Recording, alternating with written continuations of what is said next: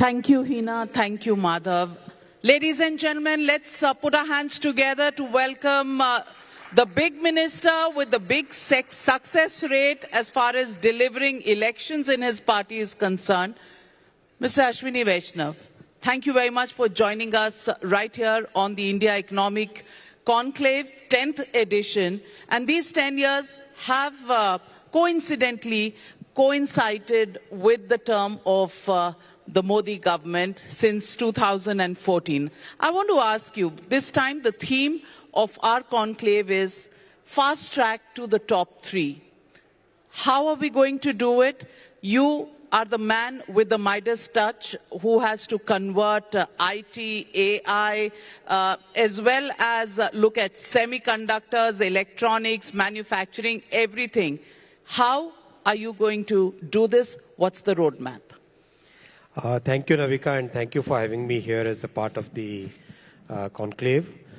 I would like to say that the foundation, the guardrails, and the thought process for taking India to the top 3 economies, that is very well set. It's a very well thought through approach which our Prime Minister, Shri Narendra Modi ji, has followed.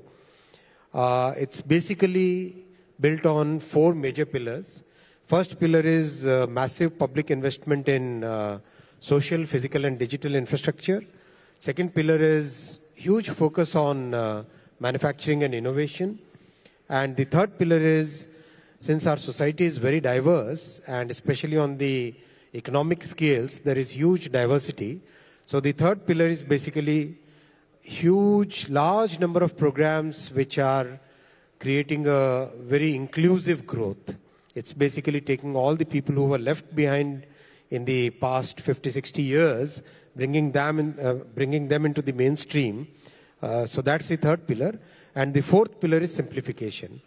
And because of this very clear thought process, and because of the execution which has happened in the last 10 years, we are well set to become one of the top 3 economies in the coming years. Is there a timeline that your government has put on attaining that position? If we look at the current size of our economy, we are, last year, 31st March, we were 297 lakh crore rupees economy, and our nominal growth is around 10 to 11%. So we should be around 330 lakh crore, and looking at the rupee to dollar conversion, we should be just around 4 trillion now.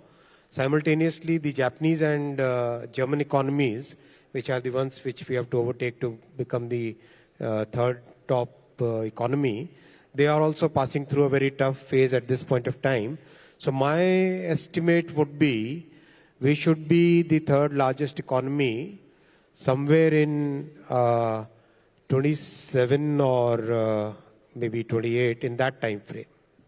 Well, that's a tremendous target that you've set yourselves.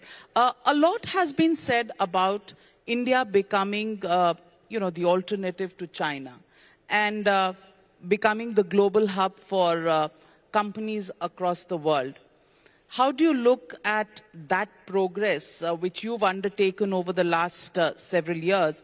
How do you see that in terms of the progress it has made, especially the semiconductor story in India? Absolutely right.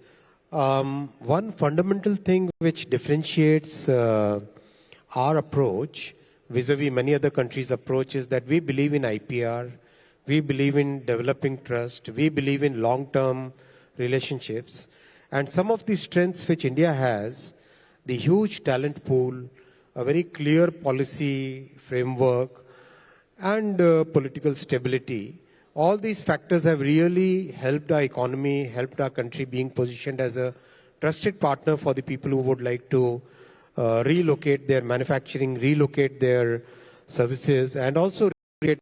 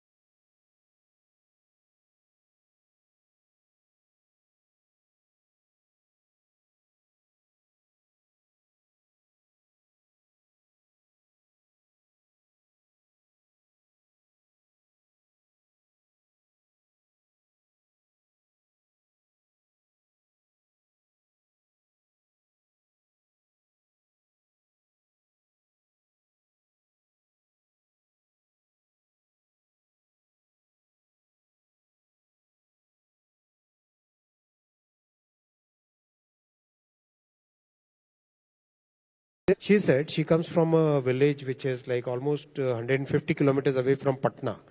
So she said when she goes back home to Bihar, the entire village, basically today the village respects her more than the village pramok when she goes and tells that she manufactures mobile phones.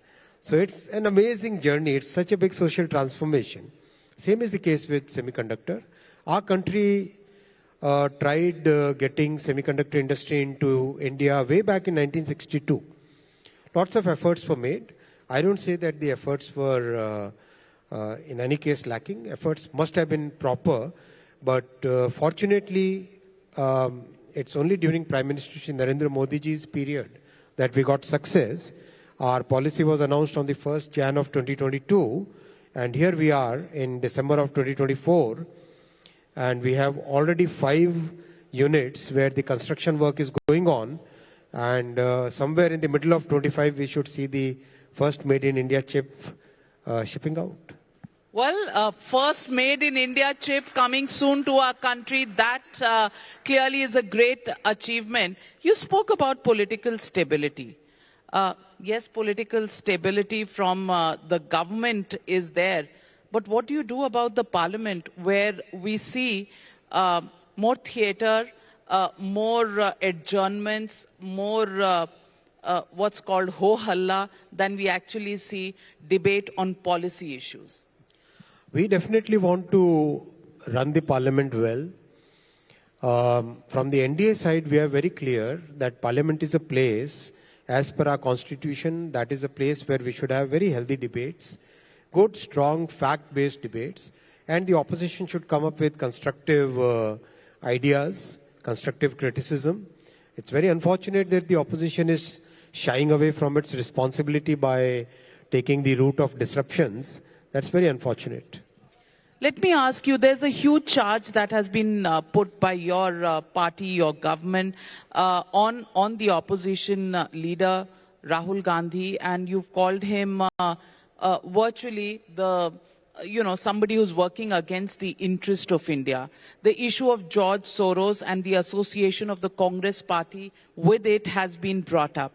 Considering you are the INB minister and the IT minister, are there any specific links that you can talk about? And is that going to be investigated?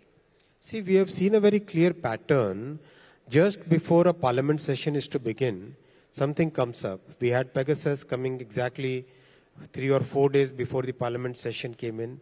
We had multiple number of incidents happening which basically fall into a pattern, and whatever recent reports which have come in the one of the international journals or group, they clearly show that there is a linkage between some groups which are basically making their mission to destabilize India, and they don't like to see the growth that we are having.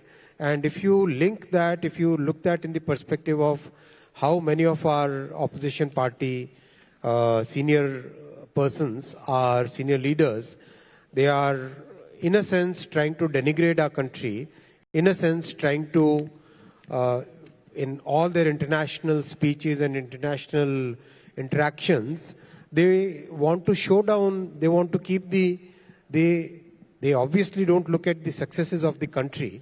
And when a country succeeds, it is a success of it's success of 1.4 billion people. It is not just one party's success, it's a success of every Indian citizen. I think we should take pride in that. Why try to kind of criticize on the foreign soil?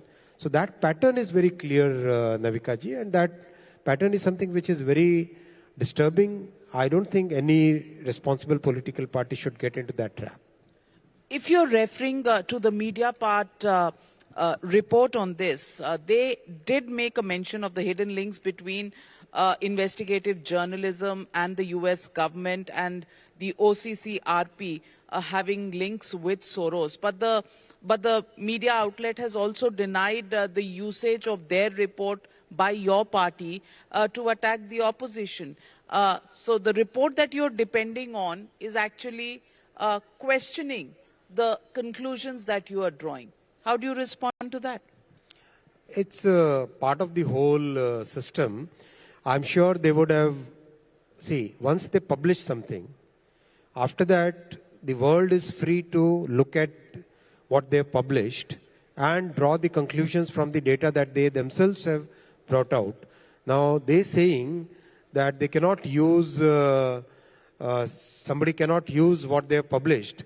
That's like, is that part of journalism? If Times Now today gives out a statement or publishes a news item and Congress tomorrow uses it to attack us, right? Then can Times Now say that, no, we did not allow Congress to? It's not. It's once it is published, it's available for the world. So will an investigation follow about the links? The authorities and legal enforcement agencies, they'll do what they are supposed to do as per the laws of the land. Let me also ask you, there seems to be a confrontation between the Treasury benches and the opposition.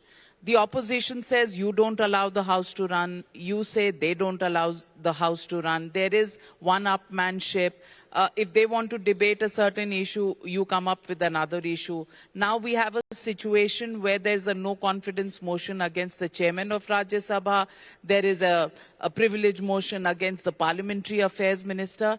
Mr. Vaishnaw, the question I want to ask you is, where is this going to take us? Where is it going to end? And is there any hope of the Treasury benches and the opposition benches coming to a consensus to take the country forward?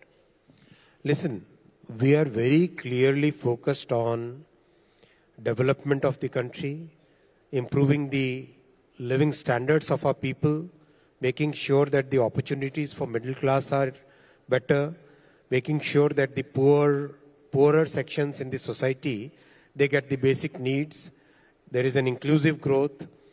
And for that, our mission cannot be stopped by the disruptions in the parliament. We will remain focused. We are very open-minded also. They wanted a debate on constitution. We said, of course, there should be a debate on constitution. Congress party is the party which hijacked the constitution and 1975. We should not forget that. They are the ones who have made so many amendments in the constitution.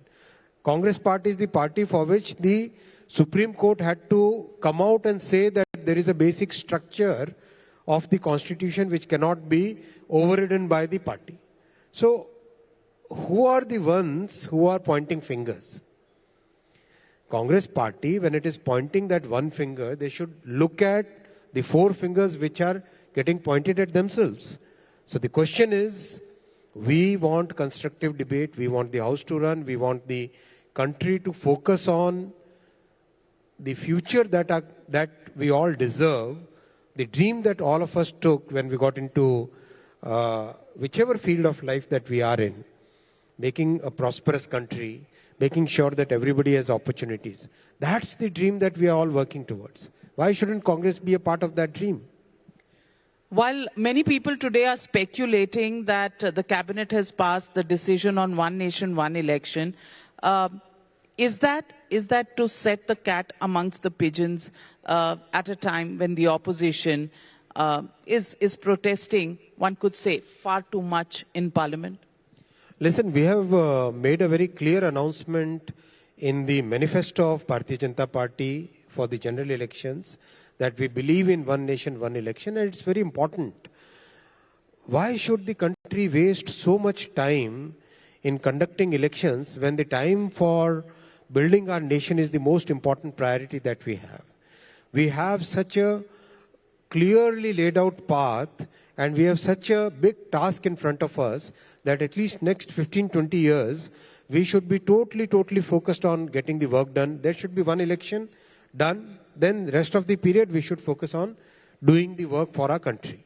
That is the way, that is a clear, and I'm sure in the first 100 days press conference, there also we announced very clearly that we are focused on getting the right thing. And there was a very respectable committee which worked on it.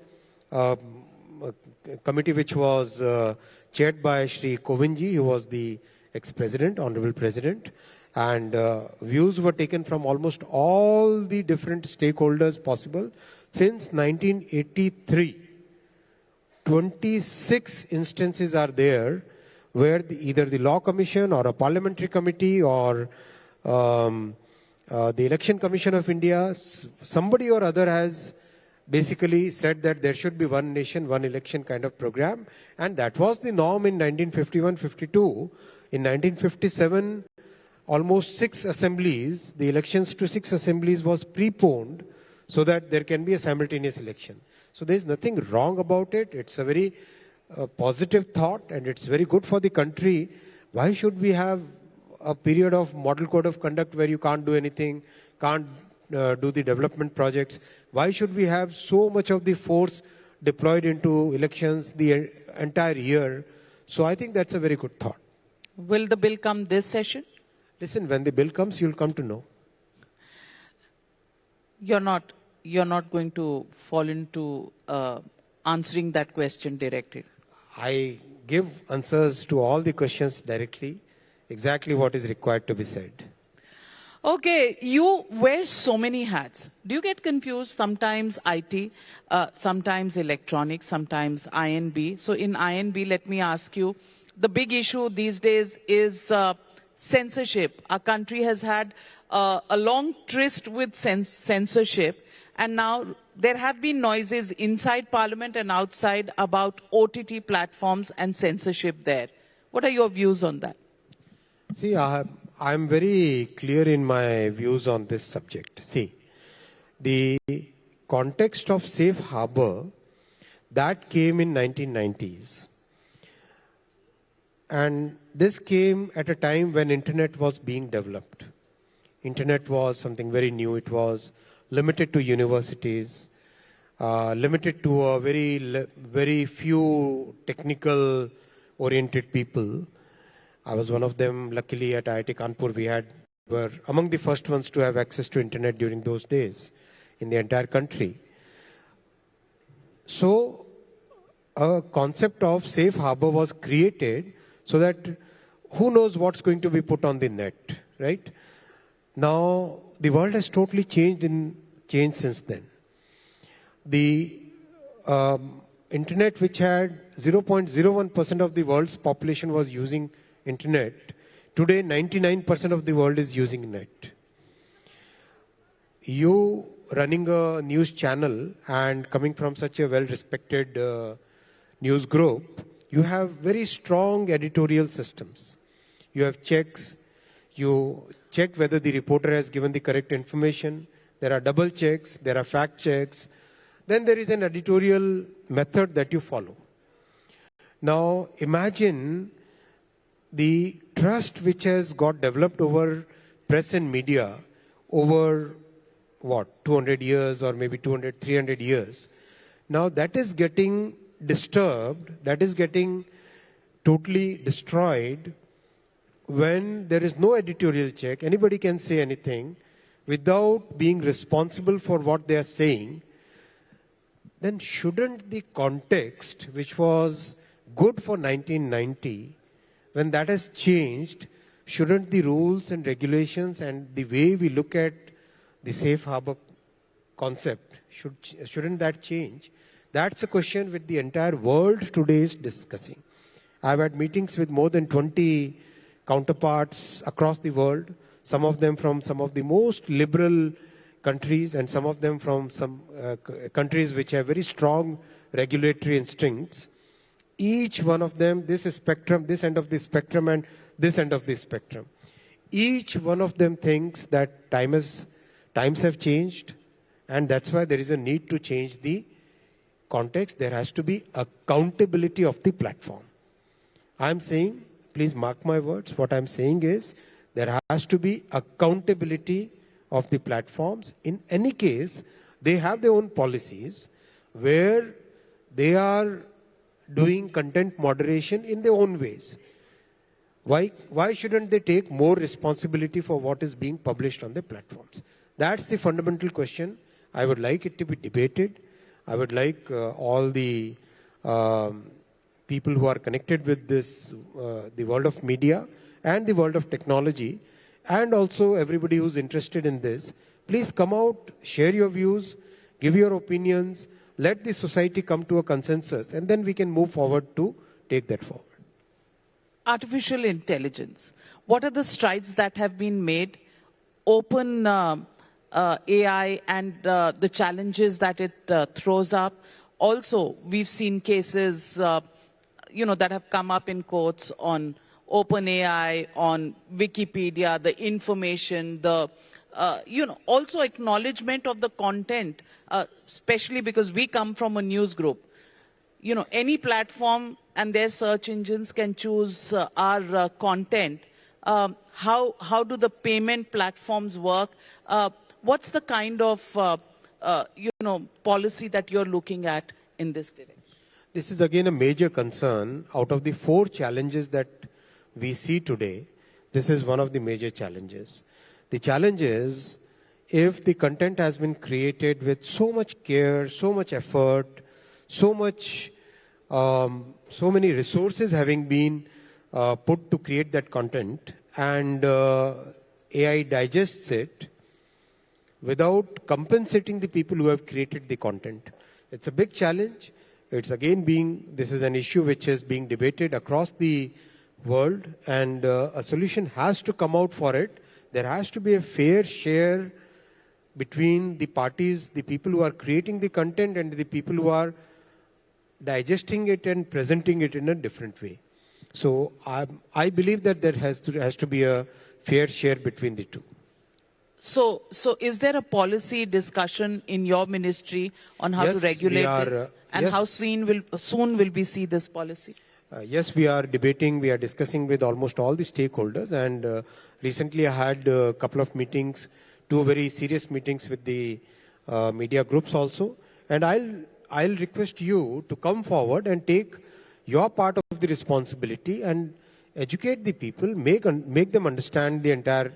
This is a complex issue which has to be understood by a much larger section of the society, and let the society debate and come up with a consensus. Because on the one hand, we have the freedom of speech. On the one hand, we have innovation requirements. On the one hand, we have the safe harbor clause. And on the other hand, we have the fair compensation to content creators, accountability of the media. So there has to be a consensus around it. And societies go forward only, the sustainable way forward is when we create a consensus on such contentious issues. We'll shift hats again, and now you can wear your hat as the Railways Minister. And let me ask you, in railways, on the one side, the big challenge has been safety. On the other, of course, you've really taken this sector forward with Vande Bharat, the new manner in which you've looked at trains, the way the stations are kept, but delays and also crowded stations still continue to be some of the challenges. How do you balance both these sides? This is a very large sector. Railways is a very, very, very huge sector, and this is a sector which required significant investments way back since 1970s. Unfortunately, the governments of those years, they basically took railway as a very political ministry, and instead of focusing on investing and increasing the capacity, getting new technology, getting new types of trains, getting better tracks, better quality of signaling systems, better stations, they kept on focusing on very populist measures of announcing trains, period. That was their entire focus. Get votes, announce trains, get votes by announcing trains. That was the only thing which, for a very large period, the governments were doing and political parties were doing. Things changed in 2014 when Prime Minister Shri Narendra Modi ji, because he has a very good understanding of railways, he also sees the logic of the entire economic framework in which railway plays a very important part, because we are a country which has very meager petroleum reserves. So it's very important that we do a lot of transportation using electricity. And using electricity means either you have electric vehicles or you have electrical trains. So that's why our Prime Minister took up the entire mission of electrifying the entire network. We put huge investments in getting new tracks built. So if you look at some of the figures, you'll be amazed. In the 60 years before 2014, the electrification which happened was 20,000 kilometers. In 10 years after 2014, it's 44,000 kilometers. The whole German network is 35,000 kilometers. In 10 years of Prime Minister Narendra Modi ji's first and second term, we constructed 31,000 kilometers of new tracks. Last year, we constructed 5,300 kilometers of new tracks. The whole network of Switzerland is 5,000 kilometers.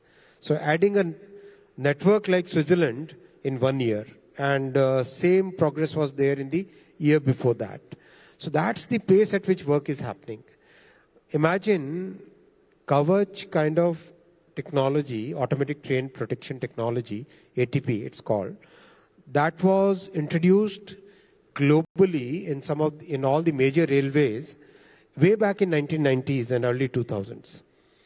And it's a matter of pride for us. At least our government took interest in it. But the governments before that totally neglected all that safety. One of the most important safety technologies. We developed, our Prime Minister put a big focus on it. He said that we should have our own technology. And today we have one of the finest technologies in place. Recently when the Kavach 4.0 was being tested, I visited Kota to Savai Madhopur. The driver, the loco pilot, when he saw that a red light, which is 5 kilometers away, cannot be seen if you look out of the window, is visible on the dashboard. He was so confident and so happy with it, because then he doesn't have to depend upon the fog outside or the distance outside. And when Kavach applied the brake to the train, without the driver applying the brake, he was really amazed. You should have looked at the expression on his face. And he actually said कि ये कवच train का कवच तो है ठीक है, लेकिन मेरे परिवार का भी कवच है. So that's the focus that we are putting on safety. I would also like to share with you, during some of the most spoken about railway ministers, in their period, I won't take names, it's not proper, during their period... It's proper. These days, nobody pulls any punches. Let me follow my principles. So, during those periods, 365 days, 445 accidents. And they are the ones who are trying to create a narrative today. We could reduce those numbers to less than 100, which is 85% or 80% reduction since the period of the UPA government. And it's not that we are satisfied at this pace. We want to work even more, and we go into root cause of each and every incident, make structural changes, make procedural changes, make technology changes, so that our trains become much more safer than what they were earlier. So that's our focus, and that focus continues. Let's shift hats again. And in the end, I want to ask you, in the middle of all of these ministries and governance and government and visionary tasks that you do, you also get states to handle and state elections to handle. You delivered a fantastic performance in Madhya Pradesh last, and then now in Maharashtra. So I want to talk to you about the recent Maharashtra elections. Did you imagine you would get 132 out of the 149 seats that you contested? Listen, we were very clearly focused, and our party is very, it works very methodically. We were very focused on the grassroots work. We have a very large number of very motivated and inspired Karyakartas. I'm one of the Karyakartas. And this team of Karyakartas, inspired by the leadership of Prime Minister Narendra Modi ji, inspired by the state leadership, it worked very hard. And this results that we see, these are the results of good governance of the last 10 years, good hope towards future, and the hard work of our karyakartas and the excellent leadership of our party. But just 4 months before that, the performance in Maharashtra in the Lok Sabha elections was not really up to the mark, up to the expectations of the party itself. How did you manage this turnaround? Is it a study that should now be looked at by all political parties and all schools of political science? You don't expect me to talk about the details in a media event, right? क्यों सब EVM program कर दिए थे? Because यही opposition कहती है कि कोई भी बटन दबाओ बीजेपी को वोट जाता है. Opposition can say what they are saying, and it's that story of sour grapes. Absolutely. See, the general elections, one of the major factors was the fake narrative that the opposition created. The fake narrative of constitution is something that they decided and they took it to a different level. But we reached out to each and every community in the state. We explained our viewpoint. We showed what the work has been done in the last 10 years. We clearly presented the path towards better livelihoods for them. We made sure that we reach out to each and every person, and people understood our viewpoint. People believed in our delivery behind, and they have the trust that it's only BJP which can really change the lives in a very sustainable manner. That's fundamentally, that's the work done. So I don't want to speak more than that. That's fundamentally the work which we have done. So the next election, how do you celebrate in your party? If you succeed in delivering one state to the party, do you get homework for the next state? That's why we need one nation, one election, right? Well, thank you very much, Mr. Ashwini Vaishnaw. Thank you for being such a sport and always taking all questions on the chin. And clearly, if I were you, I would get really confused, on the number of things that you handle single-handedly. But kudos to you for the work that you do, and just so down to earth and simply that you come across to the people of India. Thank you so much. Thank you. Thank you, Mr. Ashwini Vaishnaw, and a big round of applause for Union Minister, and I can't even say all of those ministries in one breath. Thank you so much. Thank you, Navika, for that captivating discussion. Sir, could you please stay on the stage for a bit? We would like to request Navika to just share with Sir our token of appreciation. A big round of applause, ladies and gentlemen, for Honorable Minister Shri Ashwini Vaishnaw, who joined us for this event today. Sir, thank you so much.